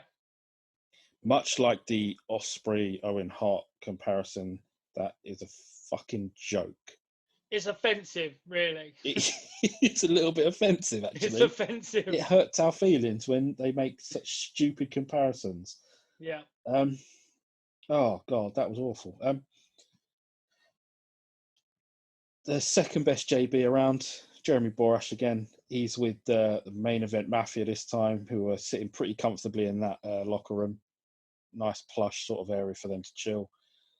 Kurt Angle says they're going to win using their heads. They know they're older. They know it's a pretty good promo, actually. Yeah, he knows that they're older. He knows these guys are younger, faster, even stronger. but they're going to win using their noodle. And yeah, I was quite impressed with that. Kurt was. I know Kurt recently said in an interview with Stone Cold Steve Austin that he wasn't always switched on when he was in TNA. He was taking a few things, doing a few things. But yeah, this looks like a pretty intense Kurt Angle. Love Kurt, love it. I also like the bit where he talks about Scott Steiner and he says, yeah, people are saying that Scott just shouldn't be in a ring or whatever and all this, and he's, you know, and then just the look on Steiner's face when he says shit, and he's like, and then Angle just turns around and goes, but he's had some of his best matches of his career in TNA, you know, Yeah. or whatever, switches it. I don't think he had, but no, he hadn't. No, Holler if you hear me. I mean, we've spoken about some of Scott Steiner's best work. Yeah. In the tag team stuff anyway, and some of that is, again, you can catch that Super Brawl 1991 if you want to go, Sting was involved go back in and that. check it out. The match of the year, this is Lethal Lockdown, which is, for anyone that's never seen it, because I hadn't, it's very similar to War Games but with one ring. War Games would be 2 rings with the cage, and 2 people would start, and then one person from each team would come in at a couple of minutes interval. It's Lethal Lockdown. It's Team Angle, or the main event Mafia: Kurt Angle, Booker T, Scott Steiner, and Kevin Nash against Jeff Jarrett, AJ Styles, Christopher Daniels, Samoa Joe. It's, I mean, for name value, it's massive. Oh, for the time, it's just it's a couple of years past its sell-by date. Yeah, I mean, yeah. Well, I mean, we'll get on to some of the participants as we go, but they're still trying to play up this whole thing that Jarrett's going to screw them. They're playing it up through the whole thing, because obviously it's supposed to be the team captains that start. So initially, when they first go in, it should have been. Well, he doesn't. That's right. Yeah, it's supposed to be Team Angle, so Angle goes in first, and it's Team Jarrett, so Jarrett should have gone in first, but it ends up Jarrett coming in last, and Christopher Daniels goes in first. The man with possibly the worst moustache in wrestling history. Christopher Daniels? Yes, this is disgusting. This is bad. It's very 70s, it's long, it's just really bad. I don't know who. It looks a bit like the old fucking crotch grabbing guys. What's his name? We don't like mentioning him because he's been fucking Me Too'd. Because he's a fucking deviant. Yeah. Joey Ryan. Joey Ryan. It looks a bit like Joey Ryan's moustache. I'll you know what? I'll do Christopher Daniels a solid. It's better than Joey Ryan's moustache. There you go. Okay. Yeah. No. Great. Because fuck Joey Ryan, right? The wrestling's good here. Daniels and Angle, they're working 5 minutes to start with. Yep. And the wrestling's just fine. Like it's something you expect of someone of Angle and Daniels to work like. They're just working really smooth and really well. Like there's nothing. It's good, isn't it? Yeah, it's just good. Yeah, it's if you didn't have a cage around it, it would be the start of a really good wrestling match. It was just. Booker T is out next for the main event Mafia. They're going to double team, obviously. And then the intervals get shorter. I think it's down to 2 minutes. Yeah, so they have the first 2 go at it for 5 minutes, then someone comes in, then every 2 minutes later, someone else joins. Yeah. Booker T is out. They double team Christopher Daniels. Then AJ Styles comes out, and they take over for a little bit. And then our ICO Pro Award winner. 100%, dude. I've got him down as the winner too. And again, he's never not going to win if he's on the show.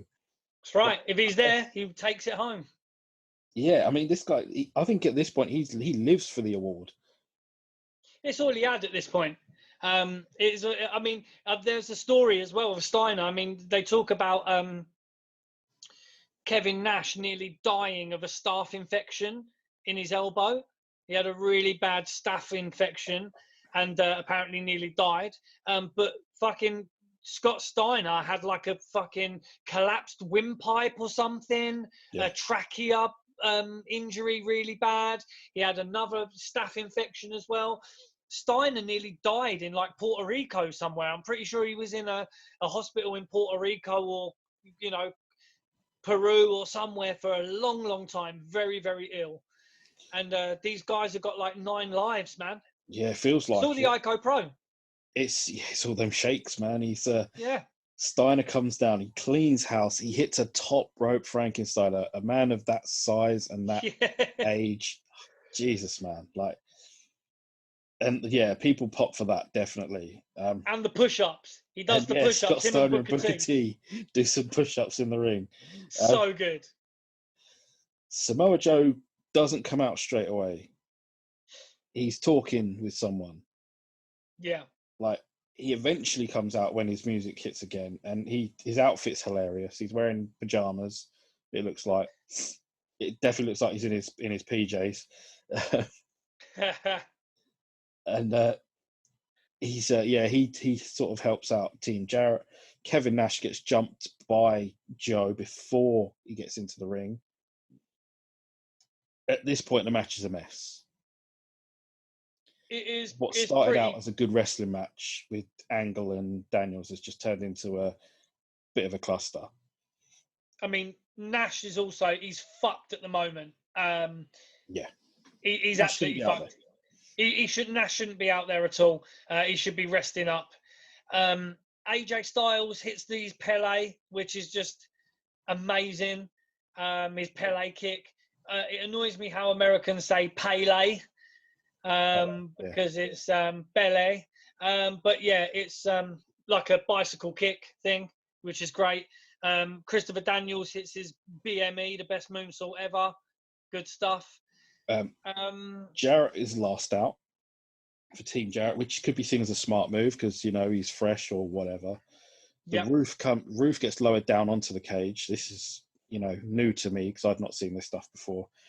And then TNA, I've moaned about double screens. I've moaned about World War III with the triple screen. It's the sextuple screen. Six fucking screens. 6 sides of steel equals 6 screens, baby. 6 screens of nonsense. That's right. It's the worst thing I've ever seen. Why would you put up 6 screens to just fuck with people? It's like someone must have looked at World War III and gone, yeah, remember when they did 3 rings, 3 cameras? Yeah, it went really well. How can we top it? Obviously, double it. Obviously, double it.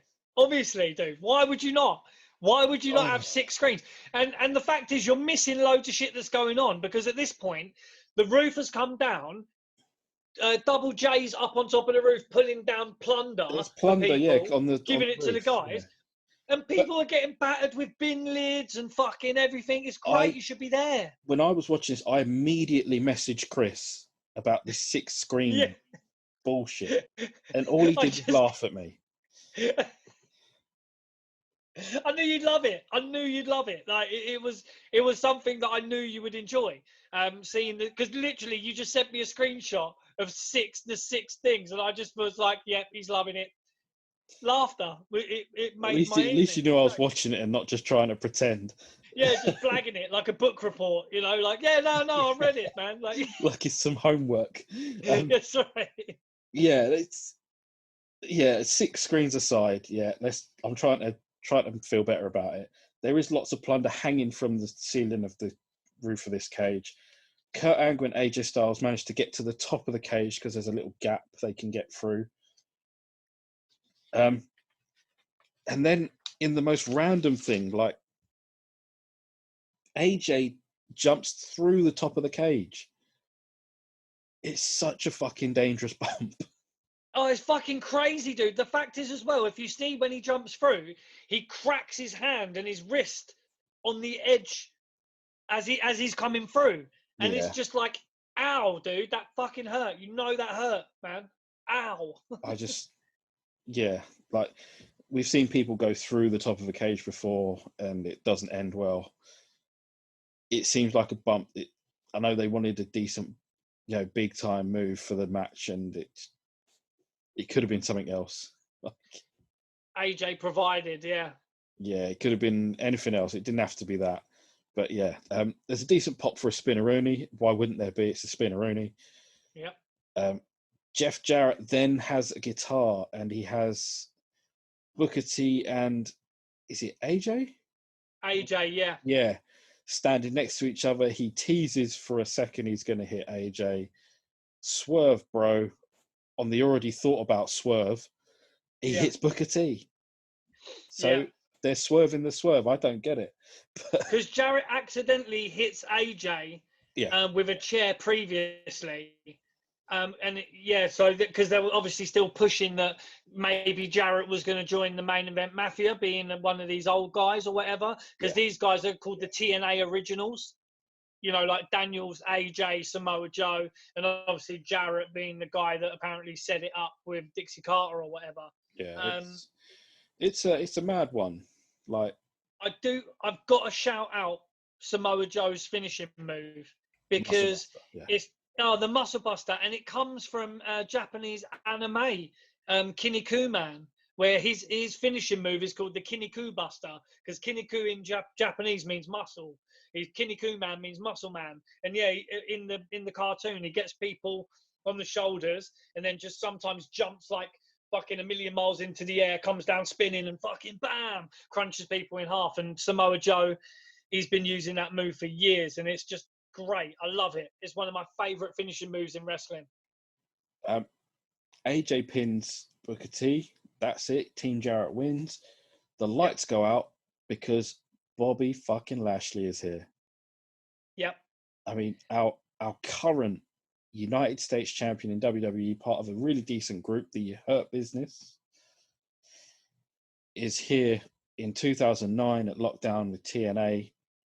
I think that he is just starting to do MMA as well. He tried to, but he was a punk and probably couldn't do it. He had a couple of wins. Did he really? Yeah, oh. I think there was at one point he was touted to fight King Mo. I'm not sure if that ever happened. It might have done. Like again, I lost touch with MMA a little while ago. Bobby Lashley. Sorry, Bobby Lashley could have quite easily been our Ico Pro winner at one point. He doesn't whip the shirt off though. We're not sure what's going on there, do we? That's right. But I've seen Bobby Lashley over the years because he was in TNA a couple of times. He went and then came back, and then he'd been at WWE and then came back. And sometimes you look at Bobby Lashley, look at Bobby Lashley now and tell me man ain't on the juice. I mean, again, those Ico Pro shakes, man. You can't just. You can't just say it's the juice every time. It could be, them shakes. They're could be that Ico Pro, man. Yeah. Like we should never discount the shakes and the supplements that you get from taking such a wonderful sort of, it's true. system. I tell you, I don't know if I've talked about it on the podcast before, but I always feel to talk about it because it's one of the best documentaries I've ever seen in my life. And it is... Bobby Lashley has a 15 win and 2 loss record in MMA. Does he really? Jesus, man. Fucking hell. Fair play. Sorry, about this documentary, when we're talking about the juice, I might have talked about it, but it's called Bigger, Faster, Stronger. The Side Effects of Being American. Is that a Netflix doc? No, it was done by a guy called Chris Bell, whose brothers were in WWE. Mike Bell and Mike Bell, unfortunately, is not with us anymore. But it's a really, really good documentary about wrestling, about weightlifting, and generally about steroids in sports. And it's bloody brilliant, and I suggest everybody watches that documentary and show Chris Bell some love because it is one of the best put together documentaries in that I've ever seen. And I watch it all the time because it's got loads of wrestling in it, obviously, because they grew up being wrestling fans. And then, Hogan talking about take your vitamins, drink your milk. And then obviously they found out that man was on the juice. You forgot about the power of prayer as well. The power of prayer as well, obviously. So yeah, it's just a really, really good documentary about. I know we mock it most weeks in a way where we talk about steroids and stuff like that, where we talk about Ico Pro, but you know, we as a documentary goes on the subject, it's very enlightening. And you know, steroids has been made out to be this deadly thing, and you know, it kills people and all this, but it probably isn't the steroids that are killing people. It's probably a hell of a lot of other shit that's actually killing them. So watch that documentary, guys. It is very enlightening, very funny, very well done. It talks about Arnold and all that kind of stuff, and it's bloody good. So I'm just shout out to Chris Bell, and one of my favorite documentaries of all time, Bigger, Faster, Stronger, and the Side Effects of Being American. It's almost main event time. It is. Lauren is with Sting, and Sting cuts the best promo of the night for me. Pretty good. I know it might be considered a little bit 90s with a little bit of shouting and getting a bit crazy, but Sting says to expect the unexpected. You know, he knows Foley's crazy, but he can get a little crazy himself. And Indeed. this for me, it's the best promo of the night. You know, I actually think Foley's one after it actually equals it. Oh, what with the second best JB? Yes. Yeah. He says he's going to rip Sting apart. It's good too, but I mean, for me, Sting one is a bit better. It's just where JB's talking is like, okay, so Mick Foley, when Mick, and then Foley just turns around and goes, oh, Mick. Mick can't be here tonight. You know, it's fucking great, It's man. The way you just Jack, he cuts him off. He's like, oh, Mick. Mick is not here tonight. You know, it's Cactus Jack, and I enjoyed. I mean, I love Foley's, you know, promos for years. He's just been the pinnacle, really. This match, this main event, it is the world title. It's in the cage. It's Mick Foley against our champion Sting. Now this just takes me back. It takes me back to an argument that people would have about WCW pushing older guys and not letting other people have a chance. Like, this is TNA in 2009 pushing these same guys 10 years later, and people like, you know, roundly mock WCW for pushing these same guys who were 10 years younger. Like, what the fuck is going on, man? Like, well, but nobody's mocking TNA on this one. No, but you know who would join TNA slightly after this? Hogan, Who right? would join? Fucking Bischoff, Hogan. Yeah. You know, it literally, like, Hogan came in with Eric Bischoff to TNA, got rid of one of the biggest selling points of TNA, which was the six-sided ring, got rid of that, completely overhauled a load of shit, started taking over, was appearing in the ring every fucking week. It's just... Doesn't he main event with Sting as well at some point? Dude, it's just... You know, Hogan... Fuck, man. You know, it's... I watched a part of a shoot interview again with Percy Pringle, aka Paul Bearer, and he talks about how Hogan would just... He would always have to be involved in shit. He would always have to be, you know, and he was talking about where he was selling his neck and Taker never touched him and all that kind of shit. And it's like, yeah, Hogan, we've touched on that once or twice, haven't we? Yeah, I mean, it's one of our episodes that we did. You know, it was the greatest challenge, and it's like Hogan between that and his crying off to Jack Tunney. Yeah, like a punk bitch, you know, and it's just a recurring theme that everybody kind of knew that Hogan always had to just take over. He always had to be the center of everything, whether it was valid or not, you know. But yeah, I've already alluded to the point that Sting and Mick Foley were feuding in 1992. This is 2009. We are a million miles away from that. You know, Foley bumped all over the place for Sting in 1992. All over the shop. It is an incredible match. If anyone's not seen it, it's Beach Blast 1992. It's WCW. Go and check it out. I actually said to Mick Foley I was watching Beach Blast '92, and as I was watching the match, I've watched it loads of times, but this one particular night I was just watching, I thought, fuck, man, like Foley basically just said to Sting, do whatever you want to me and I will just do it, because he basically just gave his body to Sting on that night. He was bumping on the walkway, he was bumping on the concrete, he was bumping fucking in the crowd, he was bumping everywhere, man. And he did obviously his jump off the apron, elbow drop onto the concrete and all that kind of shit. Like, damn. And I just tweeted, like, fucking hell, man, you know, the real Mick Foley literally just gave Sting his body in that match. It was crazy, like, great match. And I you know, in my notes, because you know I'm writing down as I'm watching. I've got that Foley's already got a plaster over his right eye. mm-hmm. He's likely going to bleed. And as I'm writing that, I look up and I have to go back to my notes and go, okay, he's cut already. Yeah, he busted himself open, so he recut. Himself open with punches. Yeah, because he already had like a cut eye from something that happened previously, and he obviously had the plaster on it, and there would just literally probably had a little bit of glue on it or something. Yeah. And you know, literally just like da da da da da, doing the like classic Mick Foley. I love that classic da da da da, and like you know, it Cactus pissed Matt, out. that is. That's Cactus Matt, and you know it. That's Cactus Matt. It's the best blade job of the night, and he didn't even use a blade. There's a that is the better one of the night. There's a back suplex from the top rope. Like, it's, you know, they're starting to work together quite nicely. Like, for someone that retired in 2000, Mick, you know, he still can go. Still got some energy in the tank.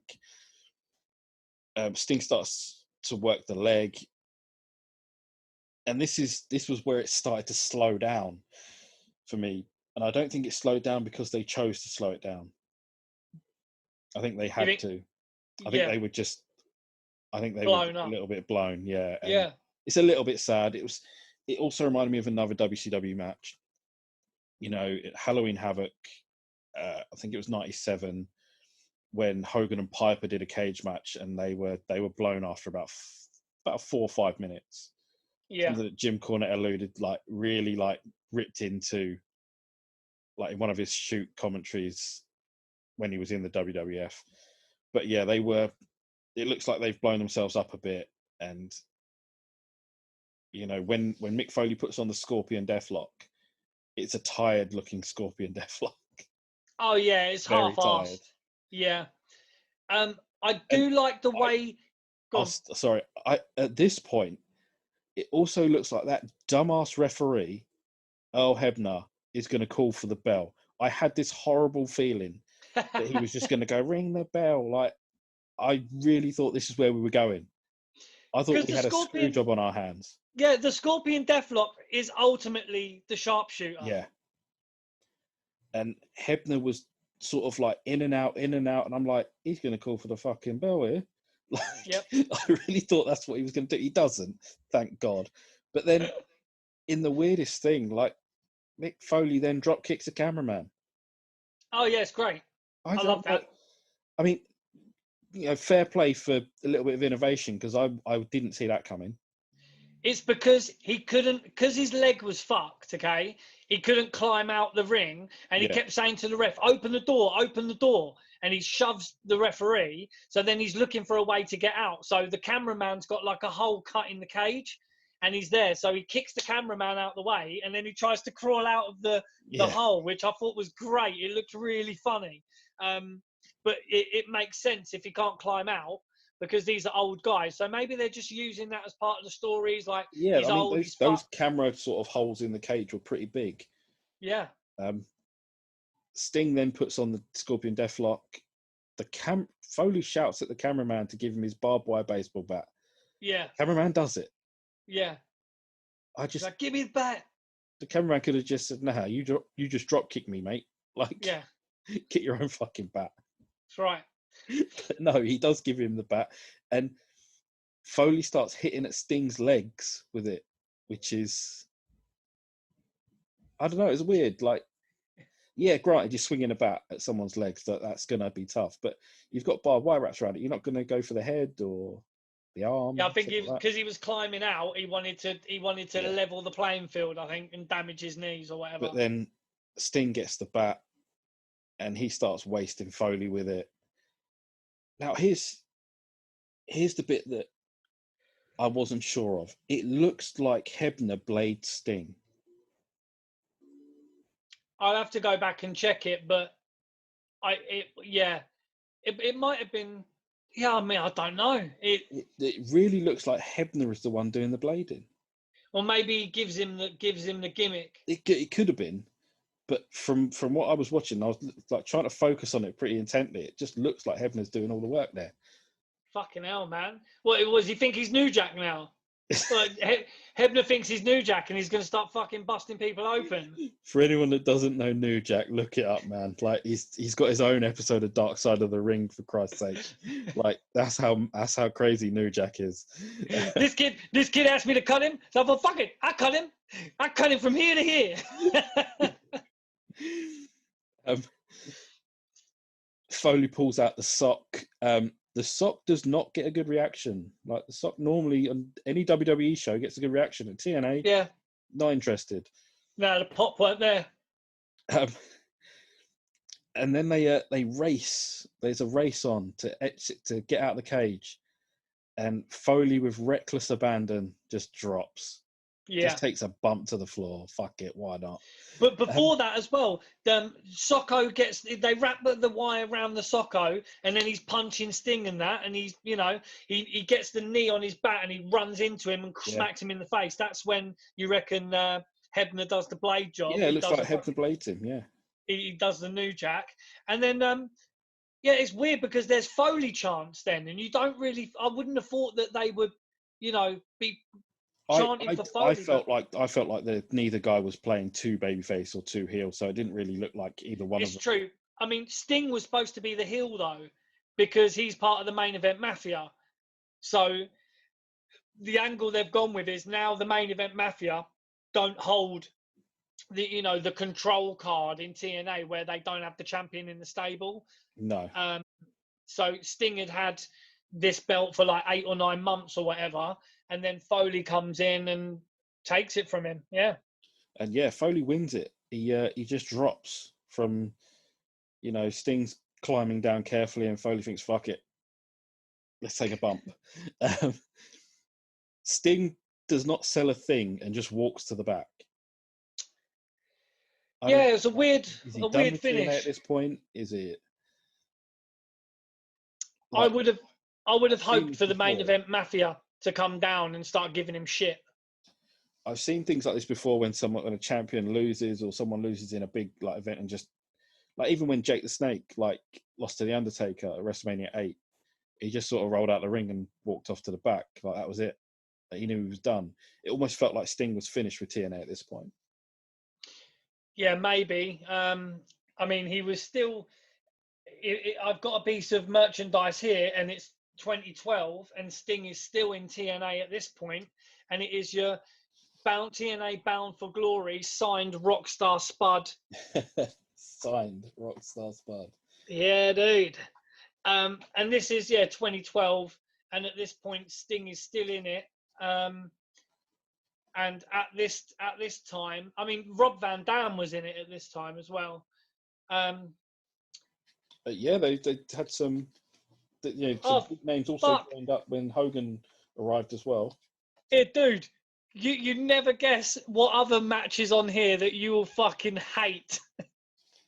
Bound for Glory 2012. Bound for Glory 2012. Go on. Joey Ryan versus Al Snow. Oh. It's where they had the TNA version of Tough Enough kind of thing.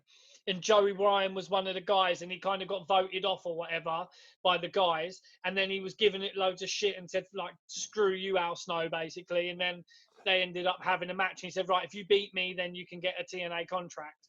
I remember that vividly. Obviously, Joey Ryan and Al Snow, that... Wow. Obviously, Al Snow... I got nothing against him personally in this case. He's never, as far as we're aware, been accused of anything despicable and disgusting. Apart from the dog match with the Big Boss Man. Yeah, that was a crime against humanity. But like I said, I've got a TNA annual here from 2014 with Sting's page here. I don't know if you can see that.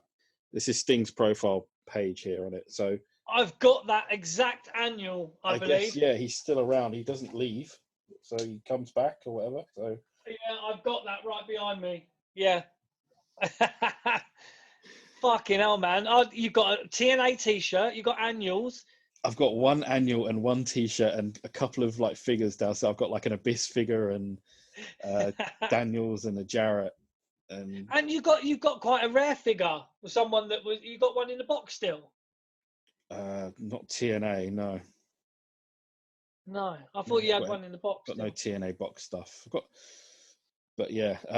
I'm looking for TNA boxed figures, people. If anybody has any, hit us up on Twitter, hit us up on the Facebook group, hit us up wherever you can, Instagram. Holler at your boy. Yeah, that's it. That's our lockdown pay-per-view. That's my first foray into TNA for a very long time. I didn't hate it. I can't say that it was a brilliant pay-per-view because it wasn't. It had some good moments here and there. I will probably say the bad outweighed the good.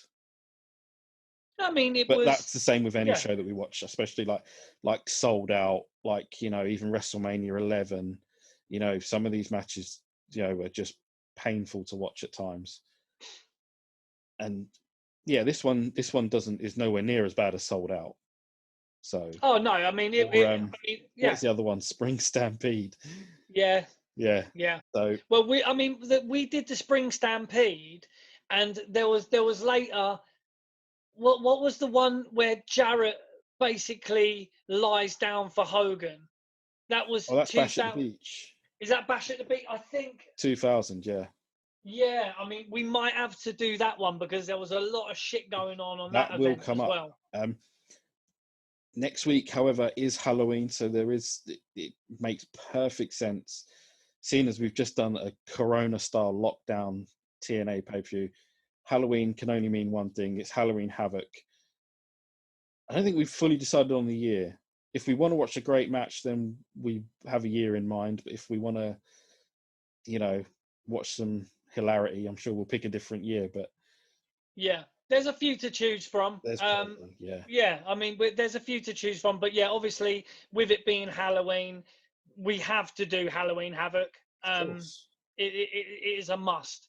We have to do it. So yes, that will be our next episode. Will be a WCW Halloween Havoc, which will be coming out around Halloween. Yeah, we keep talking about it. We do thank everyone for subscribing. You can hit that right there. Go on, do it. I dare you.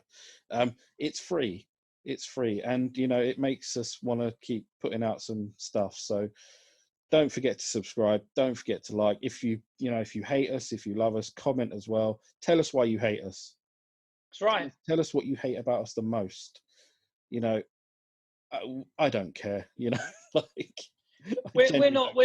Yeah, we couldn't give two shits. You know, we just want to have that interaction. Yeah, just say what you like. We'll usually, you know, we'll comment back. We usually have a reply for you, and it won't be filled with hate. We usually just have a joke lined up. Thank you to everyone that subscribed, everyone that listens, everyone that watches. You know, our downloads, you know, is quite an astonishing number for something like this. I'm quite surprised that many people download it and listen to it. Yeah, it's been another good one. Do you want to remind people where they can catch us? Yeah, dude, you can catch us. If you're watching the video right now, you're watching us on YouTube, which is Chat Grapple and Cheap Pops podcast on YouTube. Obviously, we post out the links on Twitter, which is at Chat Grapple Pops on Twitter. JB's hitting that up. We've got a lot of little video snips on Instagram at Chat Grapple Pops on there. But you can catch us on various podcast platforms. So we're on Podbean, Spotify, Deezer, Castbox, iHeartRadio, Google Podcasts, Apple Podcasts, Amazon Podcasts. We are on Listen Notes. We are on every single podcast platform available. That is terrific. Yeah, we really are on. It feels like everything. You know, iSmart Radio. The Daily Smark. That's it. iSmart Radio is good too. Yeah. iSmart Radio. Nice. Might try that one. But yeah, that's it. That's TNA Lockdown, and like I said, it wasn't terrible. So I'm sure we'll probably dip into TNA again, providing that I can find one for free on YouTube. Or I'll have to lend you a DVD or a video to watch it after me, bruv. I'm not watching Joey Ryan and Al Snow. I was going to say, we'll do Bound for Glory 2012 at some point. The Hogan years, bro. You know what I'm saying? I'll be honest, if there's any, I can't imagine we'll ever review a Joey Ryan match on this show. But yeah, like I said, thank you to everyone that's still, with us. Like I said, it's a bit of a slog listening to us at times. I can probably say that it's a lot of fun for everyone. But yeah, thank you. Keep listening, keep watching, keep commenting, keep subscribing. If you're not subscribing, why not? Tell us why you're not. It's free. Tell us why. That's right. And we're doing the giveaway soon, man. So the more people subscribe, the more chance there is for you to win some of our lovely wrestling merchandise. If I'm correct as well, I think there was more stuff added to the giveaway box. Is that right? Yeah, there's some more shit that's been added. So you can win stuff. Not these silly codes that people give away to watch Bound for Glory for free and all that. We've got stuff you can hold in your hands. That's right. Real stuff. Real-ish. Yeah. But yeah, thank you very much for listening. Thank you for staying on. I'm JB. That's Chris Dredd. Have a great week. We'll see you for Halloween. Yeah, dude. Come back and join us for the Halloween. Thanks for listening, guys. Take care, guys.